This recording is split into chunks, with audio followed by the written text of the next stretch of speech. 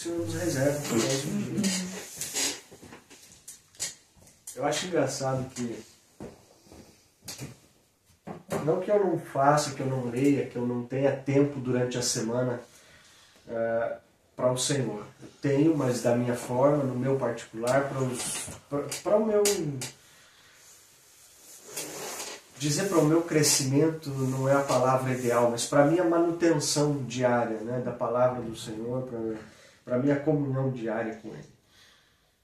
Só que nada disso, durante a semana, durante os meus dias, é direcionado para o domingo. Eu não consigo combinar uma coisa com a outra, assim, ficar a semana inteira pensando o que domingo vai ser, o que o domingo vai falar, o que o domingo vai trazer para nós. Então, talvez devesse me preparar um pouquinho mais para isso, não sei. Até agora o Senhor não me puxou a orelha nesse sentido. E Ele sempre me direcionou para o que Ele quer, para o que Ele precisa falar e a mensagem que Ele precisa trazer no domingo. E ontem eu até parei um pouquinho mais cedo de trabalhar à noite, ainda falei para a Dani, falei, eu tenho que voltar para casa porque eu tenho que preparar o que eu vou falar amanhã, que eu não faço ideia.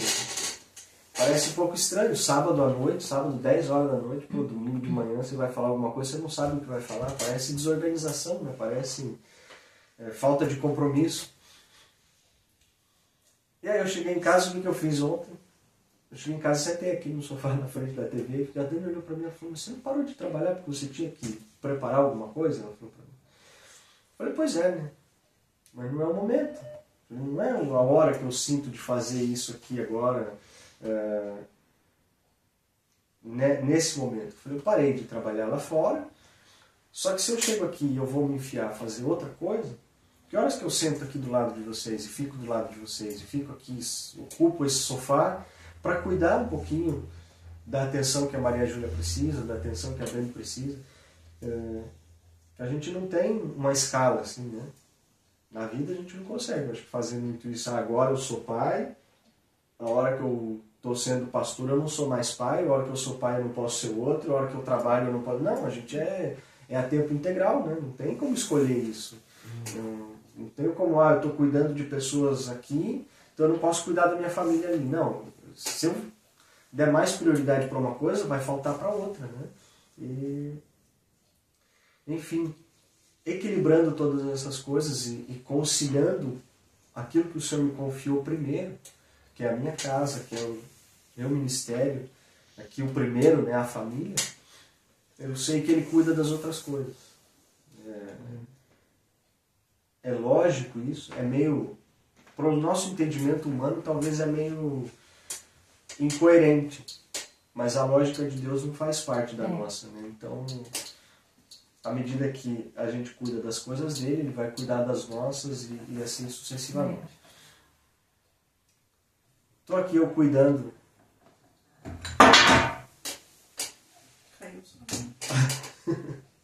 Estou aqui eu cuidando de casa, cuidando da atenção delas, e para não perder o costume, na frente da TV, um pouquinho de cuidado com elas, mas pouquíssimo tempo depois eu dormi. Ela falou, poxa, mas você não fica com a gente, você senta na frente do filme e você dorme. Só que o engraçado é que nesse momento que eu dormi, veio muito claro, assim, os versos, veio muito claro o que precisaria ser transmitido hoje. Então às vezes não é só sono.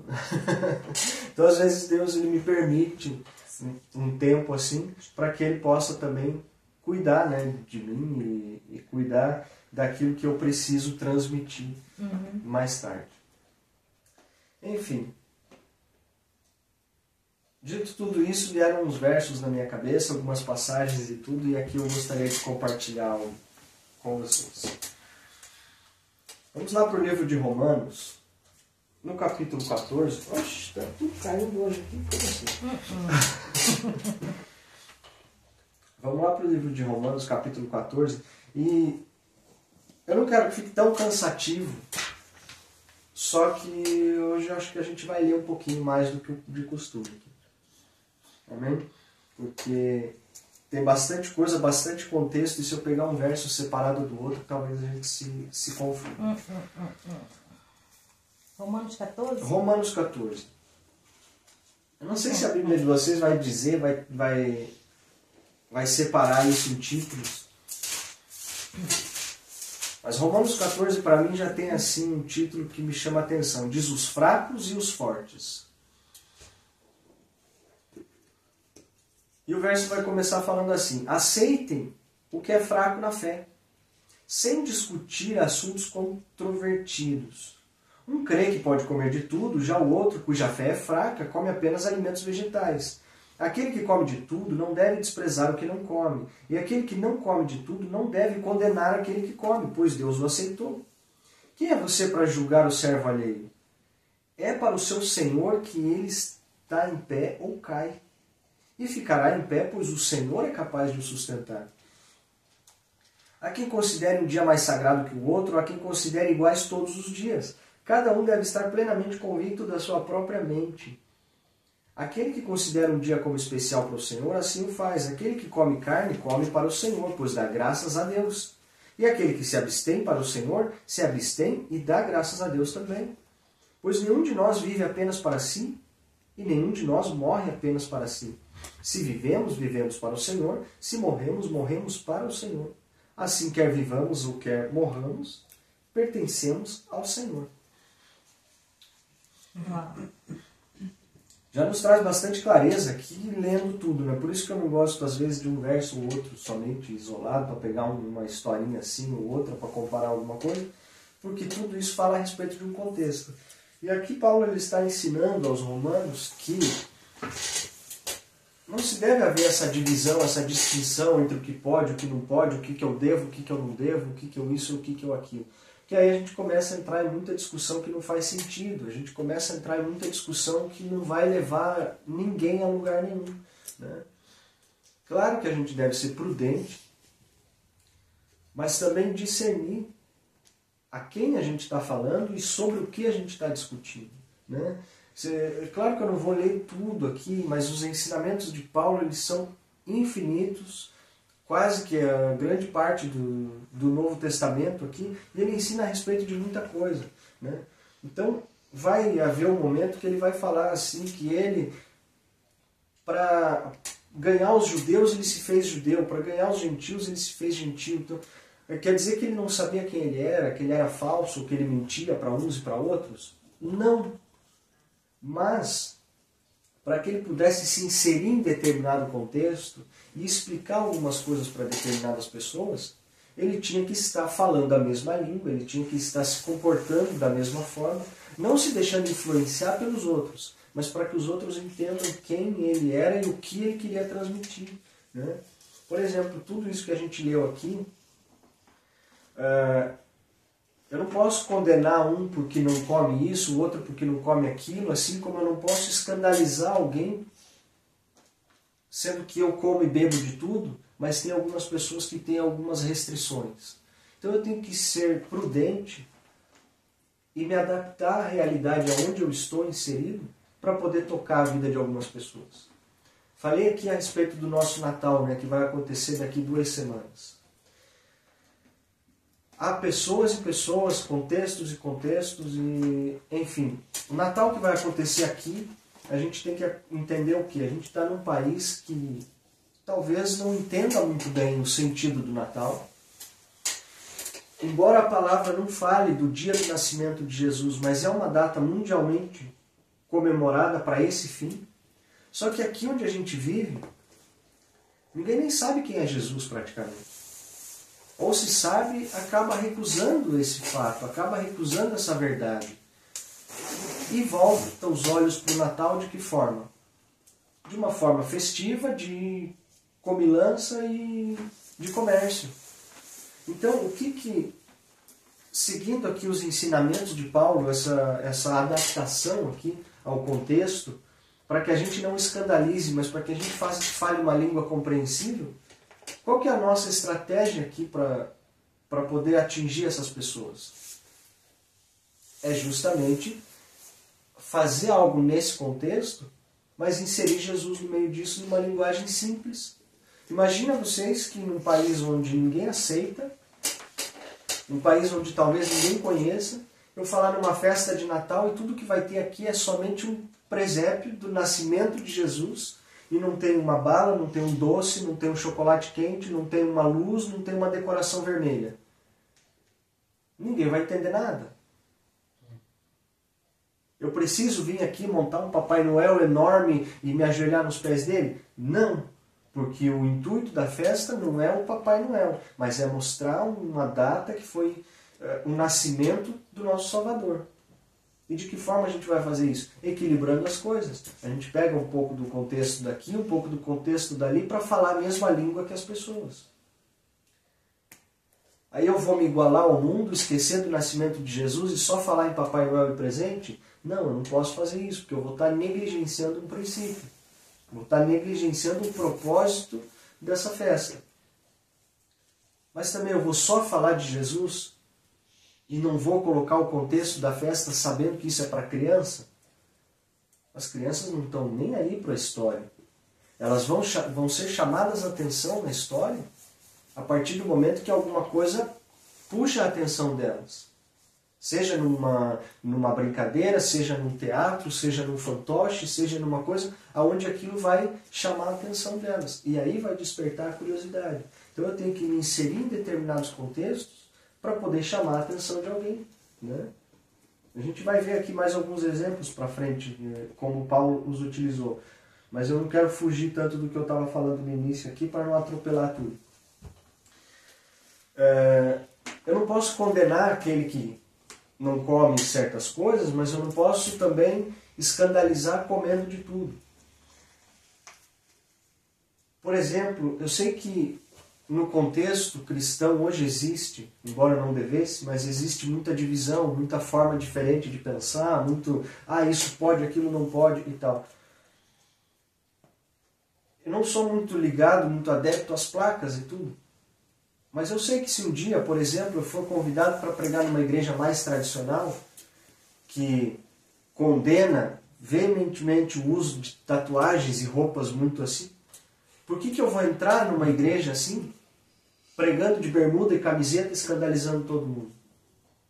Né? Para que a palavra do Senhor seja transmitida, eu preciso ter o mínimo de respeito pelo lugar, pelo ambiente e pelas pessoas. Então eu estou esquecendo de quem eu sou, anulando tudo aquilo que eu sou? Não. Eu estou mostrando para as pessoas que Jesus é acessível a todos, respeitando o modo de pensar daquelas pessoas e talvez quebrando algumas doutrinas ou quebrando alguns formatos, de ver que para que Jesus se manifeste não precisa ser somente dessa forma, quadradinha aqui e tudo. Então a gente se adapta a um contexto para poder trazer a palavra de Jesus, sabendo que ele alcançou a todos, né? Sabendo que a palavra era para todos. Não posso condenar alguém pelos dias da semana que ele pretende cultuar ou não. Minha igreja faz culto no domingo de manhã, se a tua faz no sábado, você está querendo virar judeu, então está endeusando o sábado, então para mim você não serve. Não, se é preciso ir lá e cultuar no sábado, por que não? Né? No sábado os judeus não faziam nada da vida, eles não trabalhavam, eles não mexiam uma palha porque a lei dizia que não podia. Chega Jesus para quebrar tudo isso, vai lá e cura no sábado. Vai lá e manda que aqueles que têm fome vão lá colher para se alimentar no sábado. Então a gente respeita, se adapta, mas dentro disso a gente quebra alguns paradigmas e diz, não precisa ser assim para que Deus se manifeste. Né? Hoje a gente só vê manifestações do Espírito Santo ou do que quer que seja. Se for assim, assim, assim. Parece que tem um manual de instrução. E o manual está aqui na nossa frente. É o manual para a vida, mas não diz em nenhum momento aqui que o Espírito Santo só se manifesta assim. Jesus ele só fala assim e tudo. Se a gente voltar para os 3 evangelhos, lá, os 3 ou 4 primeiros evangelhos, quando Jesus começa a fazer os seus sinais e maravilhas, nenhum milagre dele foi igual ao outro. Embora as curas foram as mesmas, né, aleijados, cegos, endemoniados, mas ele não usou nenhum método igual ao outro. Era sempre diferente. Então não existe um manual de manifestação do reino de Deus. Existem os princípios que devemos cumprir para que ele se manifeste. Mas não vai ser sempre da mesma forma. Né? Dessa forma as pessoas também não são iguais.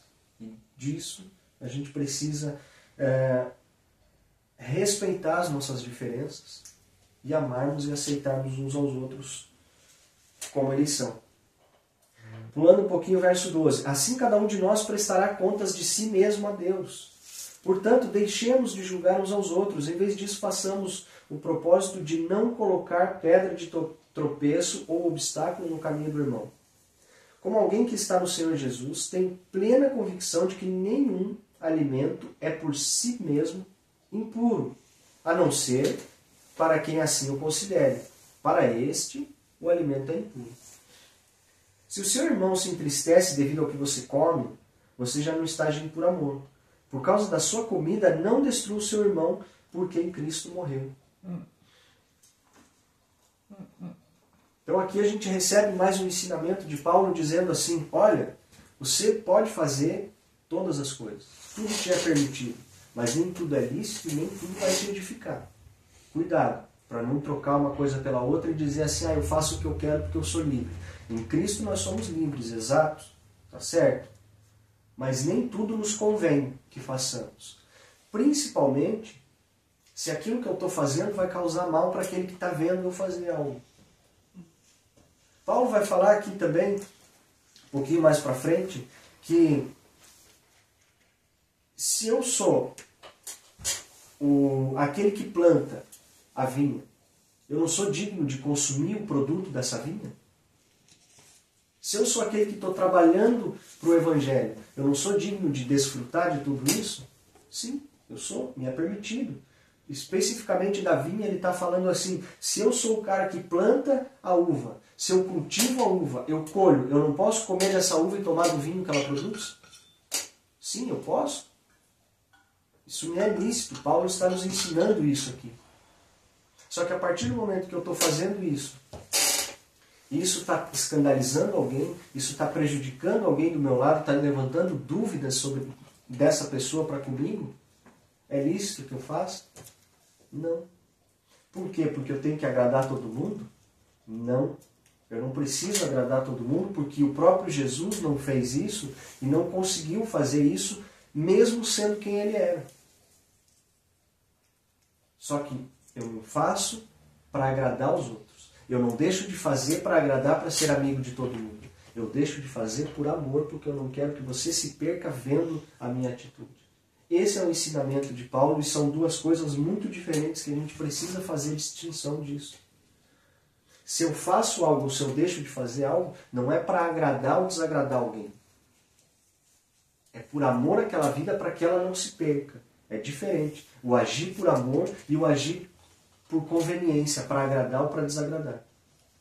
Porque enquanto a gente está fazendo as coisas para agradar o mundo, certamente a gente está desagradando o coração de Deus. Mas quando algo nos é lícito, nos é permitido, não há problema nenhum que façamos, mas nós renunciamos isso por conta de um irmão, isso agrada o coração de Deus. Porque eu estou primeiro procurando agradar o coração de Deus e não ao meu irmão que está do meu lado. Parece loucura, parece incoerente para nós isso. Parece às vezes estar falando da mesma coisa. Mas a lógica de Deus é diferente para nós. Continuando o verso 19. Por isso, esforcemo-nos em promover tudo quanto conduz à paz e à edificação mútua. Não destrua a obra de Deus por causa da comida. Todo alimento é puro, mas é errado comer qualquer coisa que faça os outros tropeçarem. Aí eu vou sentar na mesa de um muçulmano que guarda as suas leis restritamente ali, embora espiritualmente eles não pratiquem nada, mas ali são muito corretos quanto à lei, eles praticam isso ali à risca. Espiritualmente isso não faz nenhum efeito, mas para eles essa religiosidade é o que conta. E dessa forma eles não comem carne, não comem porco. Vou eu sentar na mesa de um camarada desse e falar, eu sou livre em Jesus, eu como o que eu quiser. Primeiro que eles não reconhecem Jesus. Eles sabem quem foi, sabem que foi um grande profeta, mas não reconhecem como o Salvador, como o nosso Senhor. Aí eu vou chegar numa mesa dessa, que peço a Deus para que eu tenha essa oportunidade um dia de estar junto com esses. Aí eu vou chegar ali porque eu sou livre em Cristo, eu vou pedir só porco para eu comer e escandalizar toda uma mesa? Porque eu sou livre em Cristo, eu sou... Primeiro, eu vou estar passando a mensagem para eles assim. Eu sou melhor do que vocês e aquilo que vocês acreditam não vale de nada. Só aí a gente já anulou a metade da palavra, a metade dos mandamentos do Senhor, porque o amor ao próximo já ficou lá em outro lugar. Eu já não me coloco no lugar daquelas pessoas. Eu já não ajo com empatia, com respeito pelo que eles creem. Não destrua a obra de Deus por causa da comida. Todo alimento é puro, mas é errado comer qualquer coisa que faça o seu irmão pecar. Eu fazendo isso, eu vou estar fazendo o quê? Eu vou estar escandalizando as pessoas. Eu vou estar ali levantando dúvidas e questionamentos. E, sobretudo, uma afronta e um desrespeito. O que já vai completamente contra aquilo que o Senhor nos ensina. Poxa, mas a palavra está dizendo que todo alimento é puro. Mas a gente não deve ser pedra de tropeço na vida de ninguém. A gente não deve ser o ponto de interrogação na cabeça de ninguém para dizer, será que isso é realmente assim? Será que eu posso? Será que eu não posso? Será que o que eu estou fazendo é certo ou é errado? Eu preciso, com a minha atitude, com a minha vida, refletir a vida do próprio Paulo. Que lá em 2 Coríntios, no capítulo 11, ele vai dizer assim, sede meus imitadores, porque eu sou bom. Não. Ele está dizendo assim, sede meus imitadores, porque assim eu sou de Cristo. Quer dizer, se ele está imitando a Cristo, ele está fazendo as mesmas coisas. Então, se eu estou imitando a ele, eu estou imitando também a Cristo. Ou se eu quero pular essa etapa e ser imitador direto de Cristo, vai dar na mesma, porque eles estão fazendo a mesma coisa. Tudo que ele está ensinando aqui foi o que o Senhor transmitiu a ele. Então não devemos ser essa pedra de tropeço. Verso 22. Ou melhor, 21 que eu pulei, né? Tem coisas preciosas e importantes em todos. É melhor não comer a carne, nem beber vinho, nem fazer qualquer outra coisa que leve o seu irmão a cair. Assim, seja qual for o seu modo de crer a respeito dessas coisas, que isso permaneça entre você e Deus. Feliz é o homem que não se condena naquilo que aprova, mas aquele que tem dúvida é condenado se comer, porque não come com fé. E tudo que não provém da fé é pecado. Uau.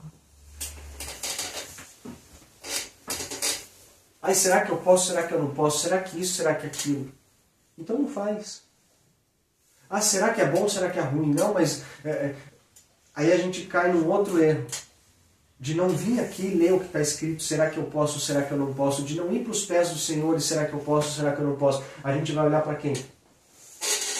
A gente vai olhar para o irmão do lado. Ah, mas ele faz. Ah, mas ele pode. Por que eu não posso? É igual irmão brigando, né? Não peça outro irmão, porque você sabe que vai ser assim, né? Ah, mas por que ela pode ou não? Ah, mas por que ele tem ou não? Por que ele ganhou ou não ganhei? A gente começa a entrar num ambiente de disputa. Aonde? Dentro de casa, dentro da família, dentro do corpo de Cristo. E a gente volta para o erro de que um reino dividido não subsiste. Mas se eu estou questionando o meu irmão, o que ele pode e eu não posso, por que ele tem e por que eu não tenho, eu estou dividindo esse reino. Eu estou dividindo tudo isso que o Senhor nos confiou. Por quê? Por causa de um pedaço de carne, por causa de uma taça de vinho, por causa de um cacho de uva. Ao que temos reduzido o sacrifício de Jesus? Ah, não, mas eu quero comer um cacho de uva. Não, mas eu quero comer um porco. Então, dane-se, eu posso, eu sou livre. Aí tudo aquilo que eu aprendi, tudo aquilo que o Senhor fez na cruz, a gente está reduzindo aqui na minha vontade, no meu eu, no eu quero, no eu posso, eu faço e eu aconteço. E a gente não se dá conta. Ah, mas é só uma coisinha aqui. Só que isso aqui implica em outra, que implica em outra, que a palavra vai dizer que um abismo puxa o outro. Mas a palavra diz, não é pecado, então eu quero, eu posso. E onde que fica o seu irmão nessa história? Aonde que fica o amor pelo próximo nessa história? Aonde que fica a empatia nesse lugar? Já foi embora. Já foi embora. Daqui eu quero avançar para 1 Coríntios, capítulo 1, verso 18. Posso beber água? Por disso tudo.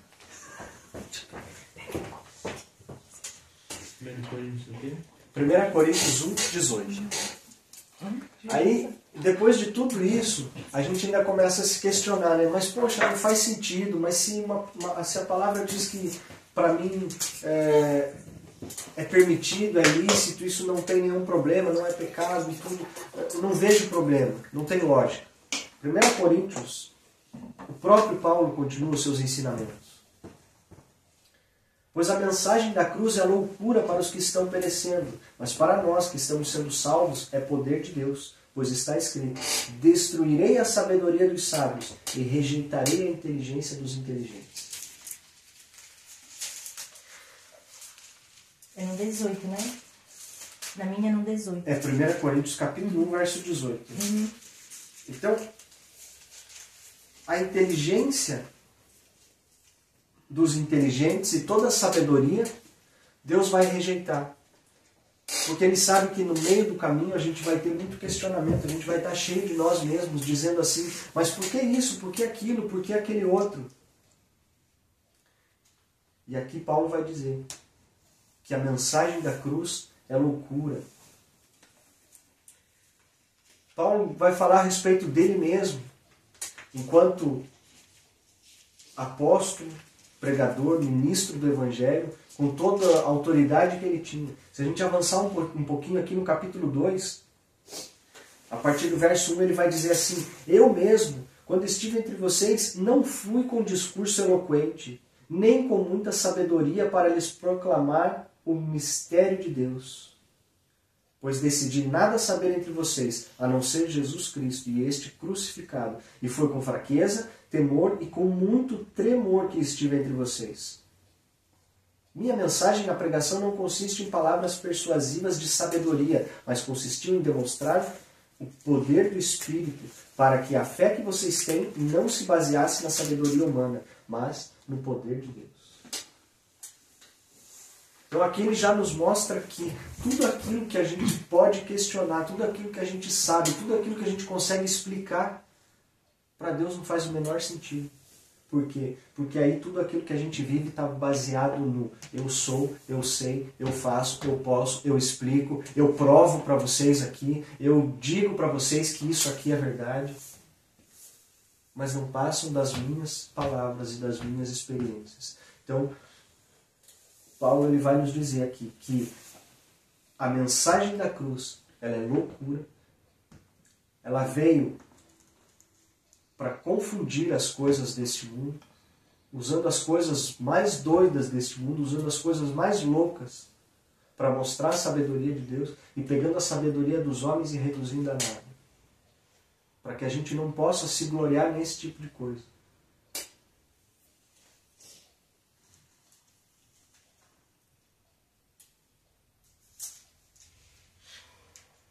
Sem um discurso eloquente, sem sabedoria nenhuma, ele vem ensinar todas essas coisas. Hoje a gente é muito convencido por muita gente, por muito do que muita gente fala, né? Muita gente cheia de si mesmo. Autoridade própria, né? Muita gente cheia de autoridade própria. Com livros e mais livros, livros e mais livros compreendidos, às vezes livros e mais livros até escritos, para provar daquilo que já fizeram, já viveram e tudo. E tudo isso para justificar a sua força. Tudo isso para justificar o seu eu, sendo que o próprio Jesus, com a força que ele tinha, Filipenses vai nos falar isso, que ele não ousou a ser igual a Deus, mesmo sendo Deus. Ele se colocou em figura humana, ele se humilhou a si mesmo, e a gente faz o completo contrário. O homem mais forte do mundo se fez o que fez para poder nos transmitir uma mensagem. Epa, como assim? Que negócio é esse do homem mais forte do mundo? Nem academia tinha naquela época, Jesus era só um carpinteiro, ele não levantava pedra, ele levantava só um martelinho. Imagino que ele não deveria ser fisicamente o mais forte do mundo. Só que tem forças que a gente não mede pelo tamanho da pessoa. Tem forças que a gente não mede pela quantidade de músculos que a gente tem. Quanto pesa uma lágrima?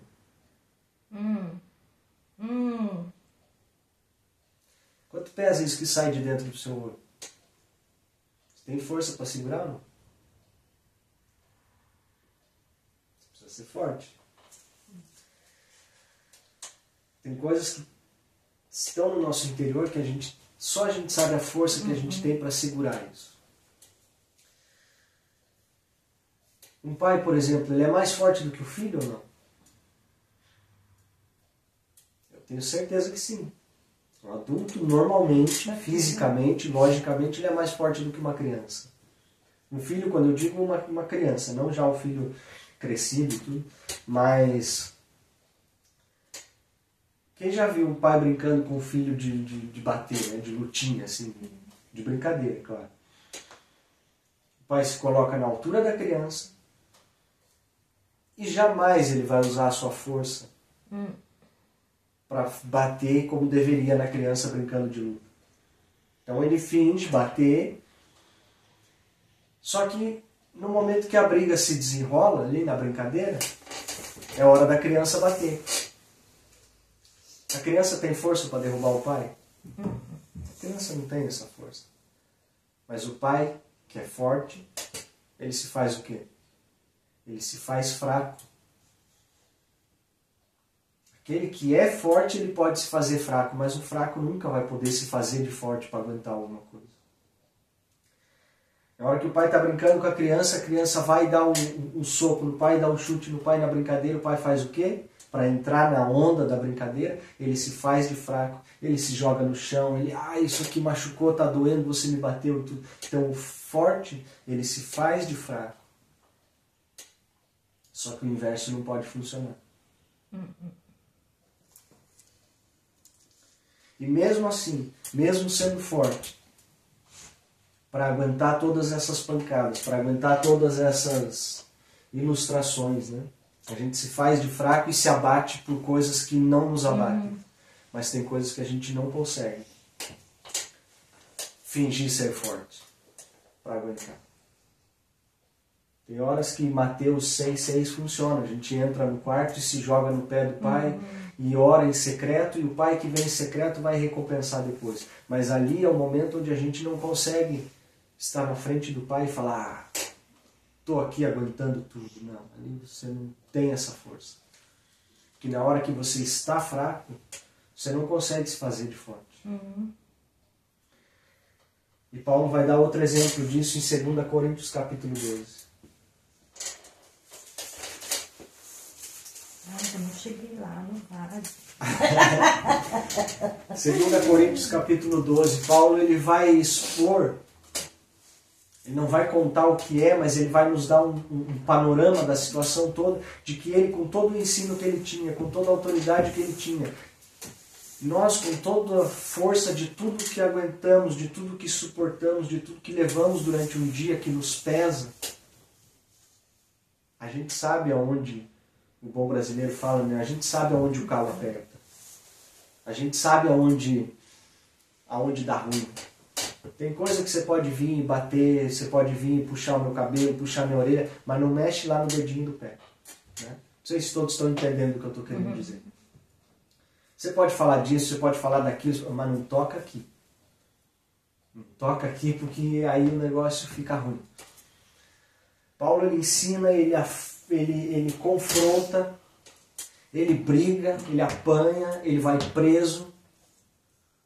Ele tem revelações que ninguém teve para ensinar pessoas que ninguém ensinou.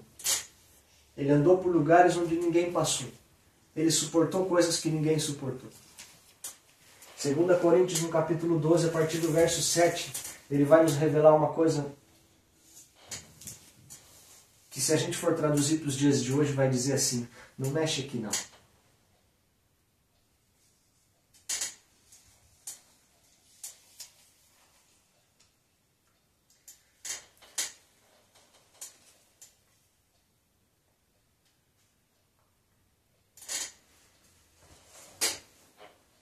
para impedir que eu me exaltasse por conta da grandeza das revelações,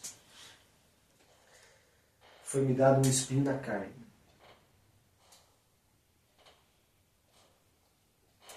Termina para mim, por favor. Mensageiro de Satanás para me esbofetear a fim de que não me exalte. Por causa disso, 3 vezes pedi ao Senhor que o afastasse de mim. Então ele me disse: a minha graça te basta, porque o poder se aperfeiçoa na fraqueza.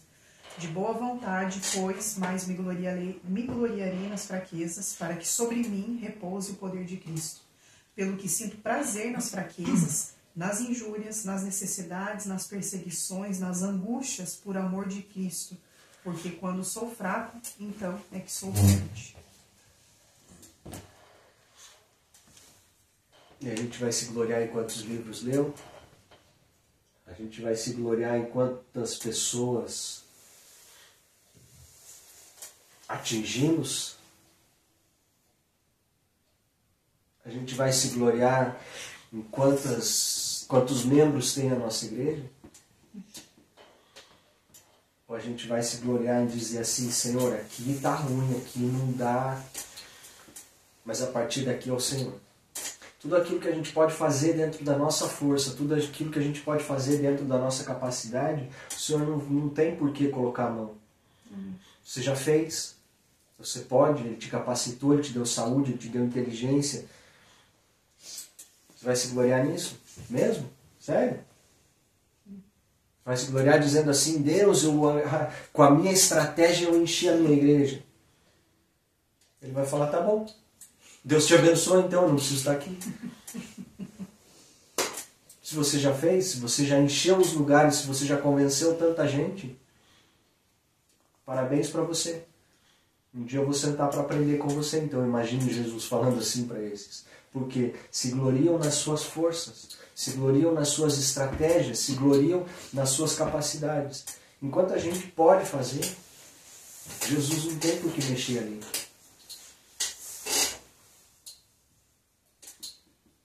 E é o que a gente acabou de ler. Paulo, ele pediu para Deus: tira isso daqui de mim. Jesus falou: não. Porque se eu tirar, você vai poder fazer o resto. Não. Deixa aí, porque aí você vai lembrar que aí sou eu que ponho a mão. Aí eu não mexo, não. Poxa, mas dói o espinho, tá ruim, eu não consigo me mexer aqui, eu vou ter que andar meio mancando. Aí você vai lembrar de mim. Aí você vai lembrar de mim, não tem estratégia que faça tirar esse espinho. Não tem lógica, não tem conhecimento, não tem livro que faça tirar esse espinho daí. Por quê? A minha graça te basta.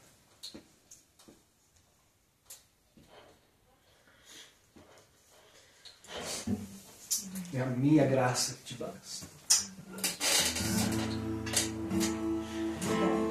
Uma coisa eu peço ao Senhor, e a buscarei,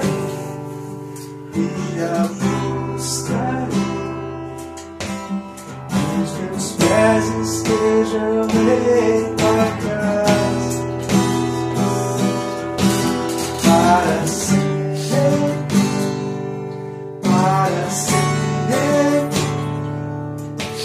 teu amor me sustenta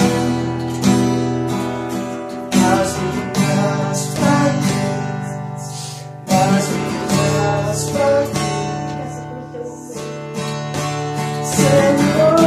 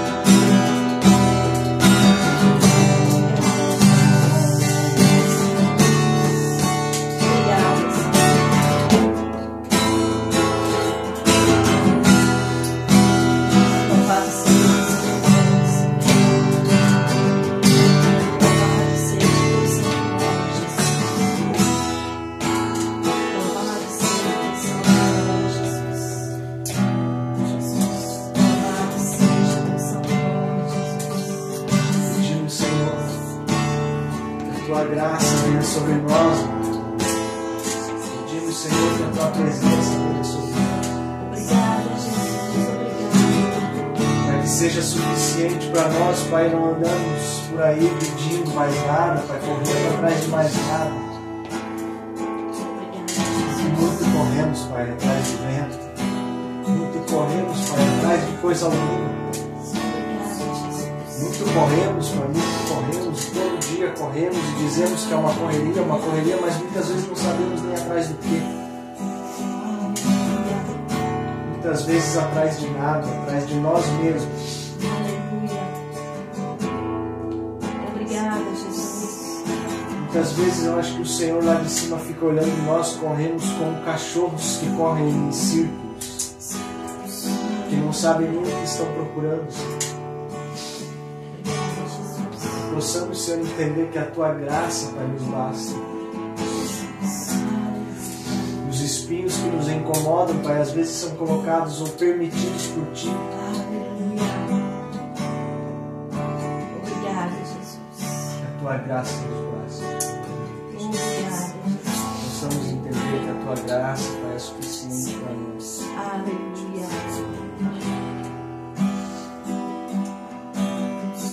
Possamos entender, Pai, que o Teu amor nos sustenta.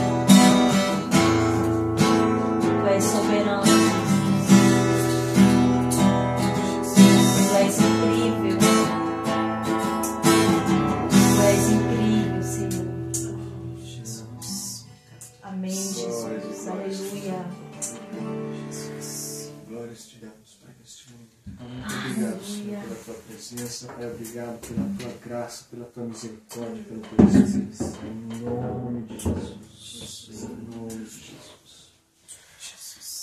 Muito obrigado, Senhor, pela Tua presença. Muito obrigado.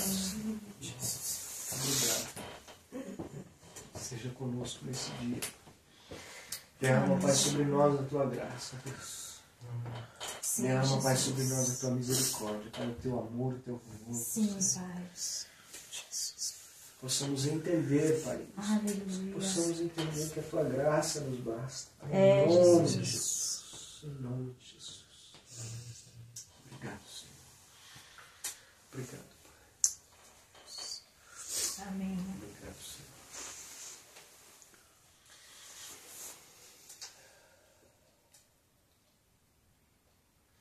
Em nome de Jesus. Glórias te damos, Pai. E que o amor do nosso Deus e Pai, Amém. que a graça do nosso Senhor Jesus Cristo, Sim, Jesus. que a comunhão e a consolação do Santo Espírito de Deus esteja conosco, a partir de hoje e para Amém. sempre, Senhor. Amém e amém. Amém.